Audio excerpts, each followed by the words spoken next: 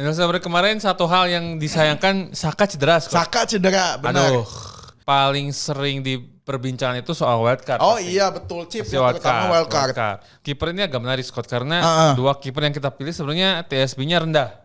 Agak sulit untuk tidak memilih Palmer meskipun lawannya Liverpool. Liverpool ya, ini lumayan pertandingan yang sulit diprediksi. Sulit ya. diprediksi. Kata Arteta, kenapa Havertz bisa produktif kayak gini? Karena pakai cinta. Karena kecintaan. Aduh paling geli emang. Sorry. Kembali lagi di Panit FPL bersama saya Scott Ubay. Dan saya Scott Onai, salam panah hijau.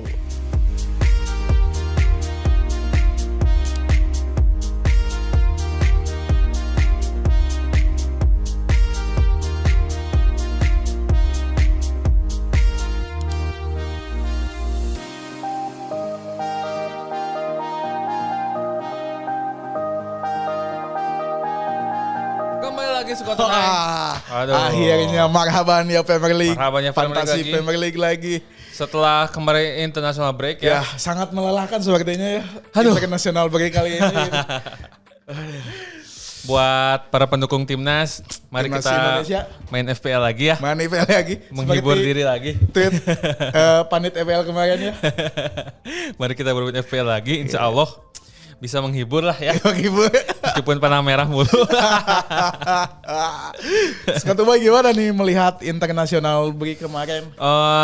Indonesia Break kemarin satu hal yang disayangkan Saka cedera. Scott. Saka cedera, benar. Aduh, sebagai fans Arsenal dan manajer FPL sedih sih.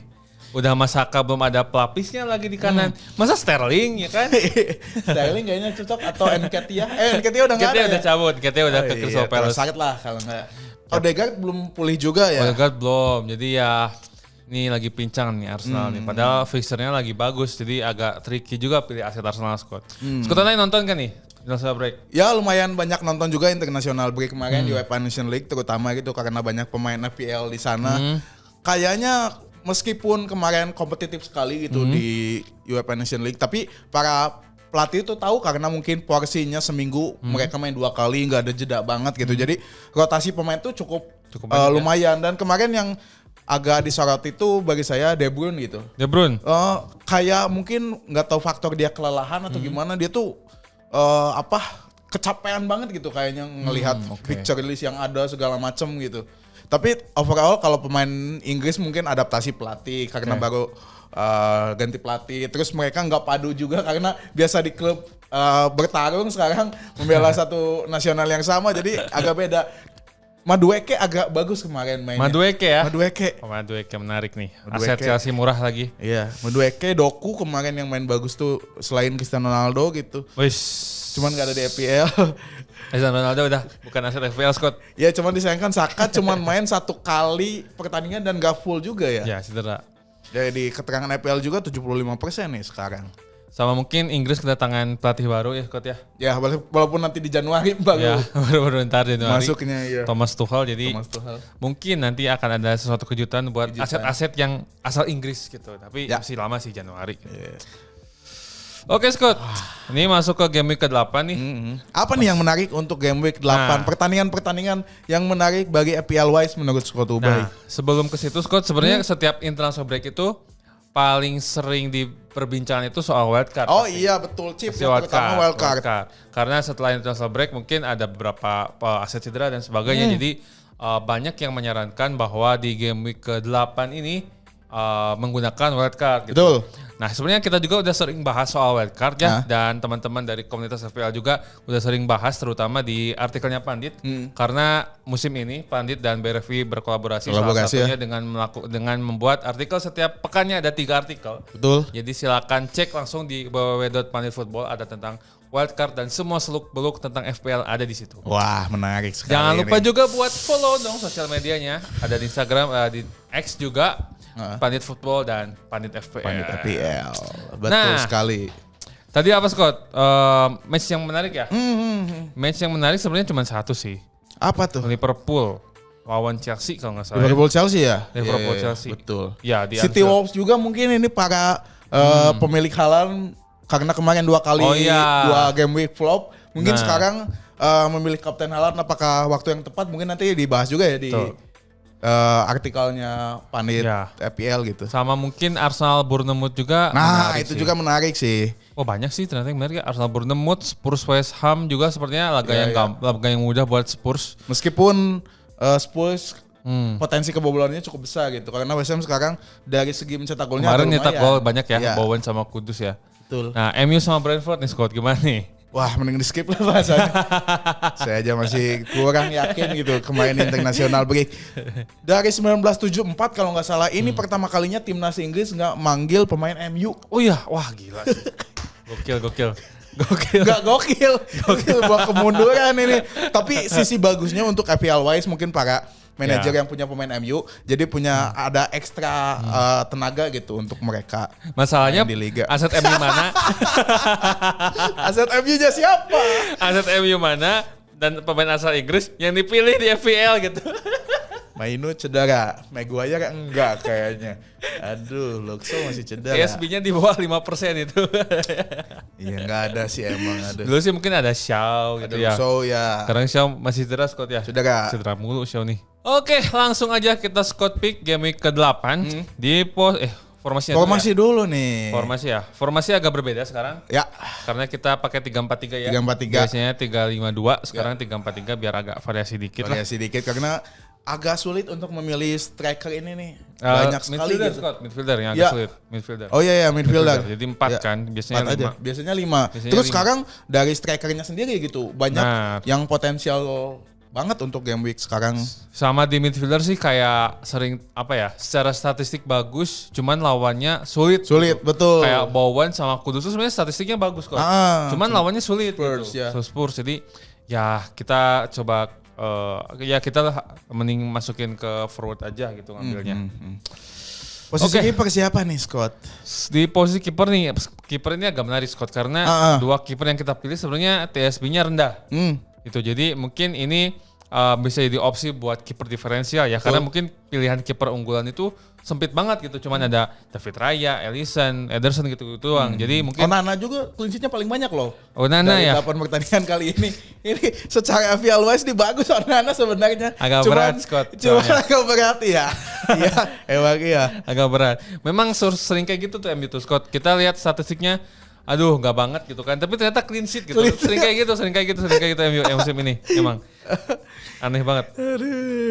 Jadi siapa nih untuk posisi kiper unggulan? Kita pilih dari Brighton, Bart Verbruggen. Wah, ini timnas Belanda ya. Belanda ya. Harganya sih harga umumnya 4,5 gitu, banyak kiper yang harganya 4,5. DSB-nya 1,9%, jadi ini sangat diferensial sebenarnya, tapi nggak apa-apa masukin pemain unggulan. Nah, kenapa dipilih Verbruggen? Karena nanti Brighton itu bakal lawan Newcastle. Nah, Brighton dalam 4 game terakhir itu jadi tim dengan shots conceded-nya ketiga paling bawah, jadi jarang banget terancam. Hanya ada 38 ancaman dari 4 game. Terus menerima 13 shots on target, 8 kebobolan dengan 1 clean sheet. Lawannya Newcastle itu justru malah goal conversion-nya keempat paling rendah, yaitu 7,3%, shots-nya 55, on target 17 dan masukkan gol 4 gol. Jadi 4 game week 4 gol Newcastle. Jadi mungkin resiko Verbruggen untuk kebobolan nggak terlalu besar ya. Jadi mungkin bisa berharap kalau Verbruggen dapat clean sheet gitu kan. Semenjak Isak cedera mungkinnya di depan. Newcastle tuh agak kebingungan Isak cedera gitu kan sekarang. Jadi mungkin yang paling produktif dari si Newcastle ini kayak Gordon ya. Atau Gordon juga kemarin gagal penalti itu. Nah, itu malah siapa yang dapat save ya? Pickford ya kalau nggak salah ya? Ya, betul. Pickford ya. Iya. Nah, semoga aja keulang lagi kan. Lagi ya. Gordon gagal yang save Verbruggen. Poinnya pasti haul banget tuh. Panen. Kalau dari segi save sebenarnya nggak terlalu ya, Verbruggen dari 4 game hanya 6 save, jadi abaikan statistik save ini gitu. Next Scott, defender. Oke, yang pertama ini juga agak mengejutkan, kita pilih Pedro Porro dari Spurs. Meskipun potensial ya kedua tim ini derby London, apalagi potensi untuk dua-duanya kebobolan cukup tinggi, tapi kita pilih Pedro Porro mungkin salah satunya adalah dari attacking point-nya gitu. Karena dari 4 game terakhir Spurs ini ternyata salah satunya gitu. Nomor 2 terbawah shoot conceded hanya 35 meskipun baru clean sheet 1 kali gitu. Terus lawannya West Ham nih, walaupun kemarin lumayan cetak banyak gol gitu, tapi dari 4 game week terakhir West Ham ini adalah top 6 terbawah gol konversi, hanya 8,8% dan baru mencetak 6 gol gitu. Terus ini nih yang utamanya adalah Pedro Porro ini ada potensi gol maupun assist karena Pedro Porro ini adalah top 3 defender yang created chance-nya banyak yaitu 7. Nah, jadi mungkin bagus juga nih. West Ham ini kemarin cetak gol karena mungkin lawannya mudah, Scott. Ipswich ya. Nah, jadi selain di pertandingan itu sebenarnya West Ham kesulitan. Betul sekali, betul. Ini kemarin gara-gara lawannya aja Ipswich. Sementara nanti lawannya Spurs yang udah berpengalaman, pemain lebih bagus. Nah, mungkin West Ham bakal kesulitan lagi tuh nyetak gol. Makanya si Pedro Porro jadi pilihan utama ya. Terus kemarin juga Ipswich kebobolan banyak karena nggak ditonton Ed Sheeran biasanya nonton langsung Ed Sheeran. Kemarin nggak ada tuh, ada konser kayaknya ya. Konser di Jizz konsernya. Susah pulang. Jadi lama tuh mau nonton, susah pulang. Oke, lanjut yang kedua. Yang kedua kita pilih dari Manchester City yaitu Joshua Gvardiol. Nah, ini jadi back unggulannya. Harganya City sekarang ya. Waduh, harganya 5,9 nih, udah naik banget ya. Berarti ini dari 5,5 ke 5,9 ya? TSB-nya 22,30%. Dan kalau soal clean sheet mungkin City ini potensinya cukup paling besar ya. Kayaknya paling besar ini. Soalnya di 4 game week terakhir City itu tim paling jarang menerima ancaman. Ada 35 shots conceded aja dalam 4 game week. Targetnya 16, kebobolan 6 gol meskipun belum ada clean sheet. Belum ada clean sheet. Cuman memang isunya aset City selain Haaland itu adalah menit bermain, Scott. Betul. Nah, Pep Roulette itu ya. Pep Roulette. Nah, si Gvardiol ini 4 game week terakhir jadi defender yang minute play-nya paling banyak. Di 4 game week terakhir peringkat 2. Ada 319 menit, berarti dibagi 4 ya, hitung sendiri lah ya. Jadi 60 menit mah aman lah. 60 kali 4 kan 280 poin ya. absensi minimal aman lah ya. Aman. 60 kali 4 kan 280, ini 315 ya, aman lah. Nah, jadi insya Allah aman lah. Bismillah aja. Kalau soal Pep Roulette mah banyak-banyak berdoa guys. Hanya Tuhan dan Pep yang tahu kayaknya itu. Terus kalau dari potensi asisnya, sebenarnya si Gvardiol ini sering banget bantu serangan kan, cukup dari sisi kiri kan. Ya kelihatan banget sih. Jadi pass to final third-nya itu dalam 4 game terterakhir itu 4 paling tinggi dari semua defender. Ada 64 pass to final third gitu. Jadi potensi asisnya besar di situ. Karena mungkin yang tergantung yang nerima di final third-nya itu siapa tuh. Kalau misalkan Haaland mungkin jadi gol, Gvardiol dapat asis lumayan gitu kan. Iya. Jadi ini Gvardiol ini salah satu keunggulannya adalah paling aman dari Pep Roulette, minimal poin absensi dapat. Ya dari sisi defender. Kalau forward udah pasti Haaland lah ya. Pasti Haaland. Karena nggak ada lagi pengganti Haaland. Dulu kan ada Alvarez ya. Ada Alvarez. Sekarang belum ada nih yang sepadan mungkin ya. Terakhir Scott di defender. Oke, yang terakhir mungkin kita akan ambil defendernya Arsenal nih karena salah satunya mungkin Arsenal untuk game week kali ini potensi clean sheet-nya cukup besar gitu. Kalau Fiori bukan Scott? Oh, bukan ya. Kita pilih Gabriel mungkin. Nah, ini alasannya nih. Dari potensi gol atau asisnya gitu. Gabriel ini adalah top 1 defender yang paling banyak melakukan shoot yaitu 9 kali. Nah, mungkin ini salah satu alasan kita pilih Gabriel dibanding Calafiori kalau enggak Saliba gitu. Mungkin yang punya Saliba atau Calafiori ya daripada diganti ya Scott mending keep aja lah, diganti sama pemain lain gitu kalau mau transfer gitu. Terus potensi clean sheet-nya juga kan lawan Bournemouth nih. Bournemouth ini dari 4 game week terakhir tim nomor 1 paling bawah gol konversi hanya mencetak 3 gol gitu ya. Itu 4,2% ya.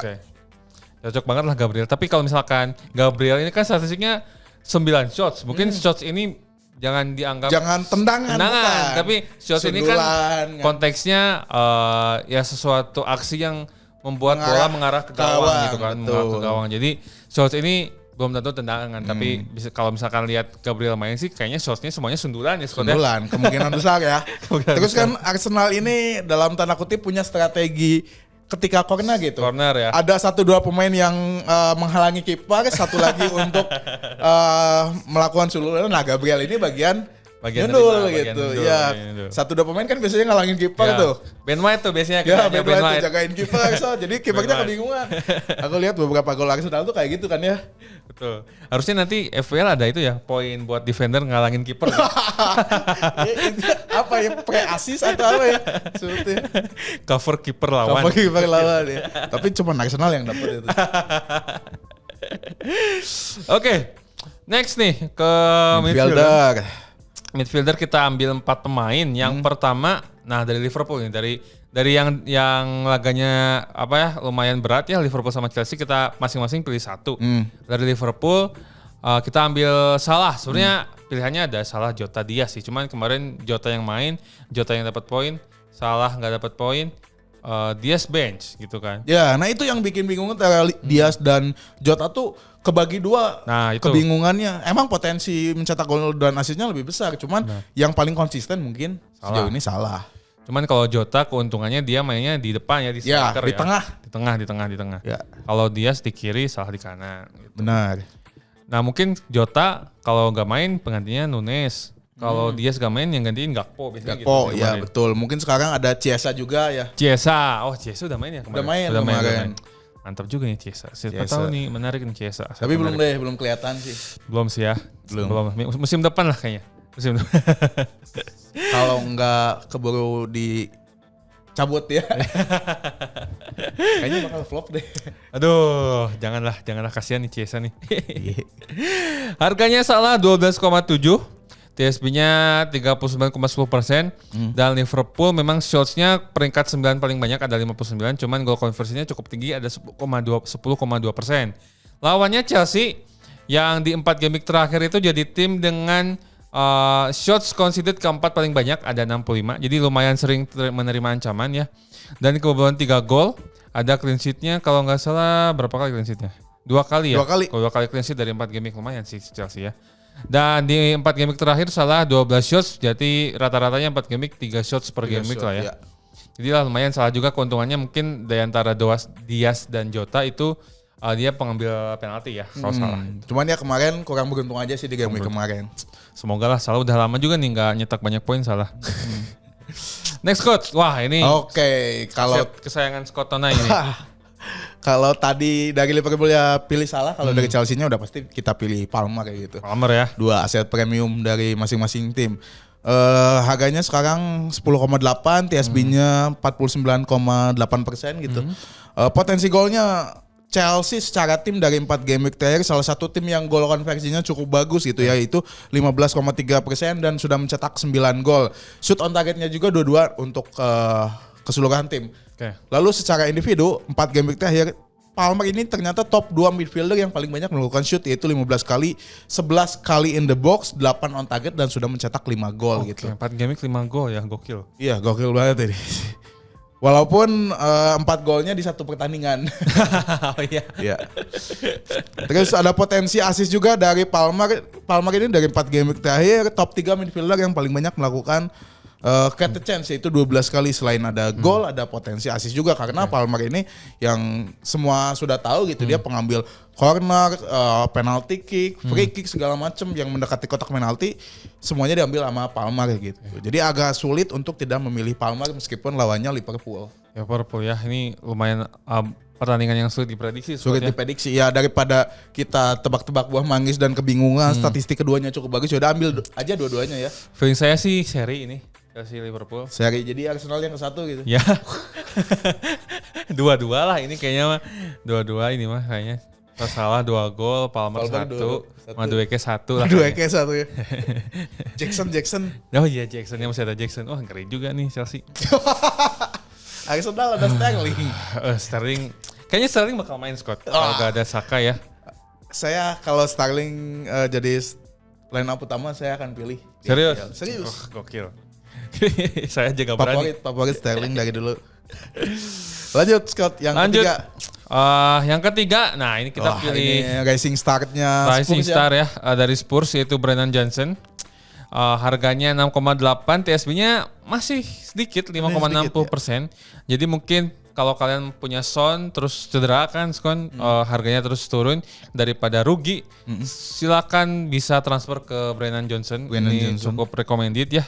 Dari harga juga sangat murah, 6,6 dibanding Son. Terus secara potensi juga kemana-mana bagus nih Brennan ini. 4 game terakhir dari sisi tim, Spurs itu secara attacking ya, secara menyerang, shots-nya ketiga paling banyak di antara semua tim, ada 75 shots, in the box-nya 58, on target 27, mencetak 8 gol dengan gol konversi 10,7%. Mirip-mirip kayak Liverpool lah. Gokil. Dan secara individu, nah Brennan Johnson ini midfielder peringkat pertama yang paling banyak melepaskan tembakan, Scott. Ada 16. Dan semua tembakannya ini di dalam kotak penalti gitu. 16 shots in the box. On targetnya 5 dan mencetak 3 gol dari 4 game week. Jadi buat kalian yang punya Son, jual ke Brennan, terus masih ada duit sisa, silahkan upgrade ke yang lain gitu. Ini Brennan emang lumayan bagus banget gitu ya. Bagus sih ini untuk Brennan. harga 6,6 dia top 1 midfielder shootnya paling banyak. Masih muda juga Scott, cuman pengalaman di Liga Inggrisnya lumayan banyak karena kan sebelum di Spurs kan dia di Brentford ya kalau nggak salah. Di Forest kalau nggak salah. Forest ya. Oh Forest ya. Sorry Forest. Forest ya. Next terakhir Scott. Di sisi midfielder. Oke, ini tadi ngomongin Brentford kayaknya yang ini nih. Kita pilih midfielder secara IPL namun striker secara eye test dari Brentford yaitu Mbeumo. Harganya 7,5, TSB-nya lumayan tinggi 27,2%, potensi golnya. Secara tim dari 4 game week terakhir Brentford ini top 1 gol konversi yaitu 19,5% ya? Dengan mencetak 8 gol. Jadi rataan 2 gol per pertandingan gitu untuk Brentford sendiri. Terus dari 4 laga terakhir secara statistik individu Mbeumo ini sudah menciptakan 10 shoot dan 3 gol. Lalu dia juga penalti taker kan. Kemarin ada penalti dia yang ambil gitu. Jadi Mbeumo ini setelah beberapa game week awal agak kesulitan, sekarang menemukan kembali nih performa terbaiknya. Cuman agak sulit juga karena lawan yang dihadapi cukup berat ini. Berat ya. Berat buat pendukungnya. berat buat pendukungnya. Tapi MU di Old Trafford kenapa ini ya sering apa ya? Kayaknya kapan terakhir MU menang di Old Trafford gitu Scott? Kayaknya game match terakhir di Old Trafford kayaknya kalah juga di MU ini. Jadi meskipun Brentford away ke Old Trafford gak menurunkan potensinya Mbeumo gitu. Orang mah kan kalau main away gitu kan jadi agak gimana. Nah ini kalau away-nya ke Old Trafford nih. Kalau nggak salah di match pertama deh lawan Fulham kalau nggak salah ya. Lawan Fulham itu main di Old Trafford menang itu 1-0 menit akhir udah aja. Dan Mbeumo ini juga di harga 7,5 ya. Kayaknya emang the best asset di harga segini sih Mbeumo. Jadi buat kalian yang punya budget dengan jumlah budget 7,5an gitu. Mending ambil Mbeumo aja. Terakhir masuk ke forward. Ada 3 forward kita. Yang pertama Haaland udah pasti gak usah dibahas. Udah pastilah gak usah dibahas itu. Yang kedua kita pilih Havertz. Kemarin juga kalau gak salah kita pilih Havertz juga. Cuman kali ini gak duo. Tapi trio nih. Haaland, Havertz, Watkins. Jadi Hahawa sekarang. Kemarin mah duo Haha gitu. Nah kita bahas dulu Havertz karena Sakanya cedera, jadi kita lebih pilih Havertz ya dibanding midfielder Arsenal yang lain seperti Trossard, Martinelli. Mungkin Trossard, Martinelli bakal main juga. Dan Havertz sepertinya lebih produktif di harga 8,3, TSB-nya 20,40%. Dan secara tim Arsenal ini gol konversinya peringkat kelima paling tinggi, ada 13,2%. Dari 76 shots, 58 in the box, 29 on target, mencetak 10 gol. 10 gol. Dan di 4 game week terakhir kemarin Havertz itu ya secara individu jadi striker peringkat kedua di antara semua striker dengan shots kedua paling banyak. Ada 17 shots in the box-nya 15, on targetnya 7, golnya cetak 2 gol kemarin. Kemarin juga cetak gol kan di kalau main di Emirates kayaknya Havertz sudah pasti cetak gol sih Scott. Udah pasti. Betul. Wah, sebuah jaminan. Karena kata Arteta, kenapa Havertz bisa produktif kayak gini? Karena pakai cinta. Karena kecintaan. Aduh paling geli emang. Sorry. Arteta ini memang apa ya Scott ya? Romantis gitu Scott. Meromantisasi segalanya gitu. Agak cringe tapi gimana ya gitu. Jadi kalau di Emirates kan kerasa tuh Scott cintanya tuh benar-benar kerasa gitu. Satu stadion gitu kan. Iya. Bebas. Ada gak berani berkomentar kayak ini. Bahasa Arsenal takut saya. Sosial media banyak soalnya. Begitu kata Arteta. Emang menarik Arteta ini. Idenya aneh-aneh aja. Jadi selain Haaland ya yang kedua Havertz gitu. Dengan statistik yang udah kita sebutin dan rasa cinta. Mungkin termasuk para manajer yang punya Havertz gitu kan. Dia punya rasa cinta juga. Rasa cinta kepercayaan aja. Iya, bener gak kan. tahu mainnya gimana. Padahal Havertz gak kayak Bruno Scott yang menebar janji kan. Bruno kan menebar janji, Havertz enggak gitu kan. Yang penting dicintai aja udah. Kita lihat nanti. Bruno mencetak gol lagi musim depan. Next, terakhir Scott. Yang terakhir tadi sudah disebutkan juga Ollie Watkins dari Aston Villa. Ini salah satu striker yang konsisten juga di musim ini. Harganya nggak naik-naik 9,1. Naik dikit ya? Iya, naik dikit lah. TSB-nya 29%. Potensi golnya secara tim Aston Villa ini top 3 gol konversi. Sudah mencetak 7 gol, on targetnya 14, shootnya 44 gitu. Terus Villa ini akan lawan Fulham. Fulham ini secara tim gitu dari 4 game week terakhir salah satu tim yang lumayan shoot conceded-nya paling banyak gitu ya. 58 dan baru 1 kali clean sheet. Lalu dari statistik individu 4 game week terakhir Watkins ini shootnya lumayan banyak juga ya. 12, in the box-nya 12, on target 5 dan sudah mencetak 4 gol gitu. Jadi ada rataan satu pertandingan 1 gol. Lebih efektif. Kalau secara statistik ya. Golnya 4, shotsnya 12. Shotnya 12 4, ya. gitu kan. Kalau tadi kan striker sebelumnya 17 shoot cuma 2 gol gitu. 2 gol. Ya oke lah. Yang penting dicintai lah. Oke, masuk ke aset diferensial Scott. Aset yang menarik sebenarnya di diferensial ini terutama di goalkeeper ya. Ini goalkeeper yang ketika saya nonton nih ini jago sih, jago banget ini. Banyak save-nya gitu. Jadi kita pilih Hermansen dari Leicester. Hermansen yang bikin Herman. Ini kalau nggak salah di 3 game week sebelumnya, di game week ketiga gitu kita pilih juga di diferensial kan. Dan ternyata emang lumayan bagus gitu. Lumayan. Waktu lawan Arsenal juga dia bikin berapa save gitu, banyak banget lah pokoknya. Cuman lawannya berat Arsenal ya. Iya berat banget gitu. Jadi ya sejago-jagonya tetap kebobolan Scott. Nah Hermansen, kipernya Leicester, harganya 4,5. Kiper-kiper harga yang sangat umum ya, 4,5 kiper itu. Dan TSB-nya sangat amat rendah, 0,90%, di bawah 1%. Nah dari segi potensi ya, yang namanya diferensial, ada potensi, ada risiko. Nanti Leicester itu bakal lawan Soton. Di 4 game terakhir, Soton itu gol konversinya kelima paling rendah, 8,8% dan baru mencetak 3 gol. Jadi harapannya dapat clean sheet. Dan kalau misalkan lihat 4 game terakhir, nah ini nih yang paling menarik Scott.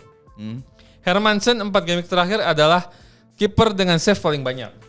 21 save, ya? 21 save dari 4 game week, berarti rata-ratanya 5 save lebih lah dari 5 save per game week gitu kan.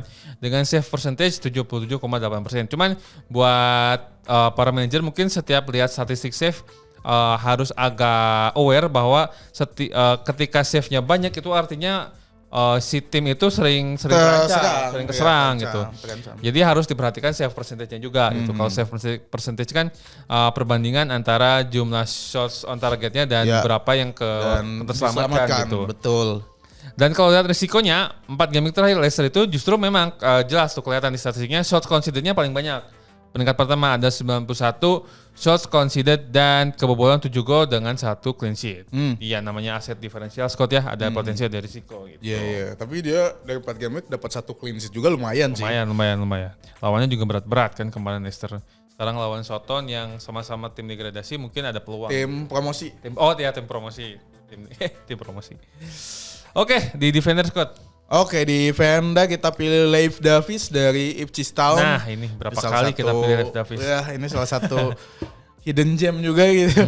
Harganya 4,5, TSB-nya baru 2,3%, potensinya gitu. Untuk defisit dari 4 game week, dia mengejutkan salah satu defender top 1 malah. Yang paling banyak created chance-nya yaitu 14 kali. Ini mengalahkan TAA, mengalahkan Pedro Porro. Dalot. Kalau Fiori itu main apa ya? Kalau Fiori back kiri Scott. Oh back kiri. Kemarin cetak gol lawan City. Iya. Keberuntungan. Terus ya tadi karena ini diferensial pasti ada resikonya gitu.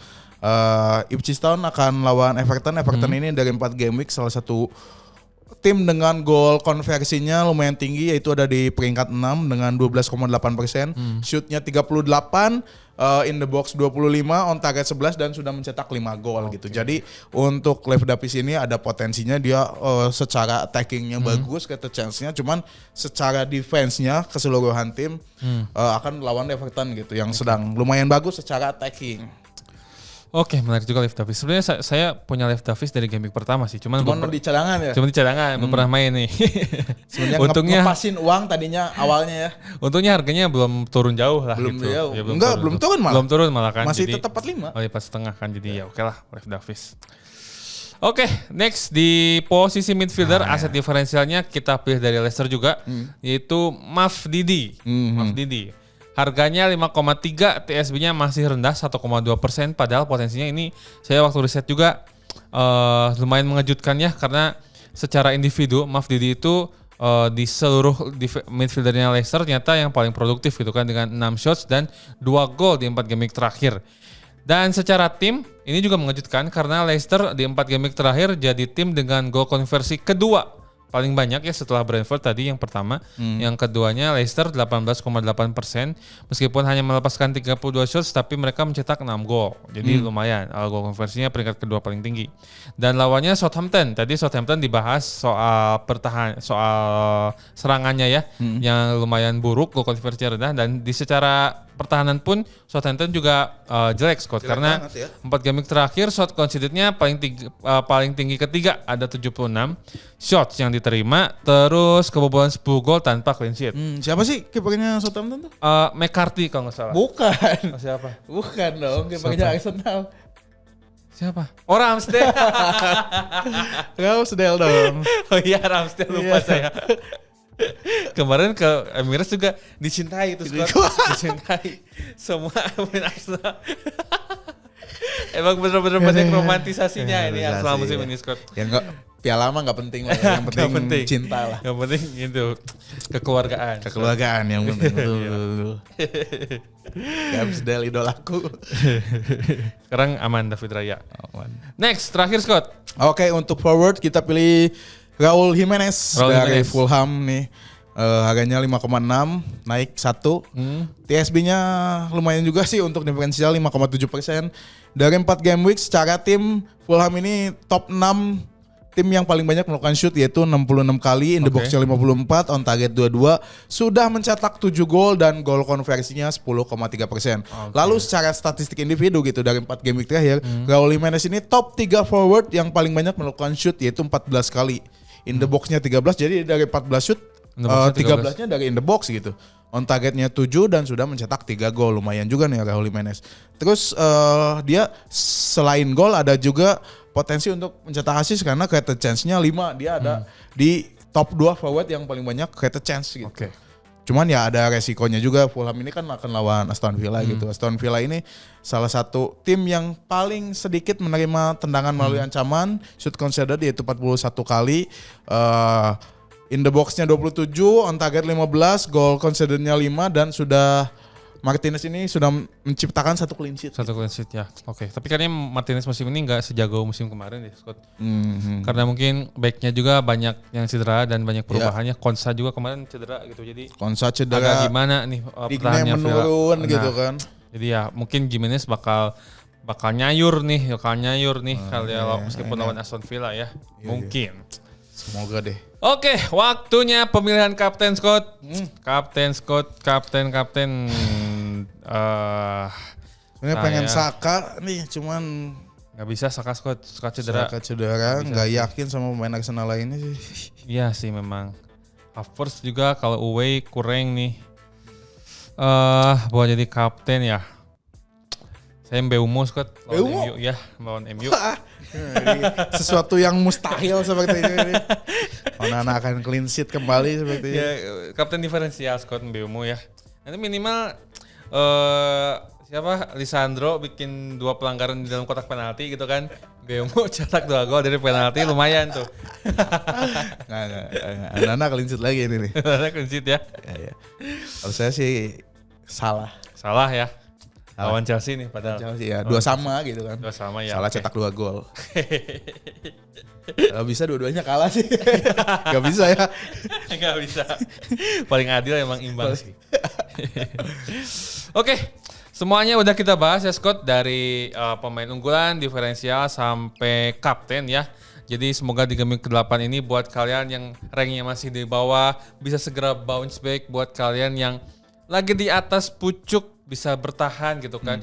Dan meskipun doa itu agak bertabrakannya, tapi mana aja lah yang dikabulin lah ya. Ya, betul sekali. Doa aja masing-masing gitu. Dan kembali kita ingatkan bahwa Scott Pick ini itu murni dilihat dari potensinya Scott. Jadi betul, dan juga statistik. Betul, tidak melihat dari budget point. budget 100 gitu. Jadi buat kalian yang masih bertanya, ini mah lebih dari 100. Iya. Enggak gitu. Bukan Karena ini itu. kita mikirnya kita memilihkan 11 pemain unggulan dan 4 pemain diferensial yang paling potensial gitu. Di game week kali ini. Di game week kali ini silakan sesuaikan dengan kondisi tim masing-masing gitu. Juga budget. Betul. Buat yang butuh rekomendasi transfer bisa mereferensi ke sini gitu, atau kalian yang punya liganya mingguan gitu kan poinnya bisa pakai 11 pemain yang kita pilih gitu, 11 aset yang kita pilih gitu Scott. Oke Scott, semuanya kita bahas ya, semoga kita dapat panah hijau. Terima kasih buat yang sudah menonton. Saya Scott Ubay. Saya Scott Tonai. Salam panah hijau.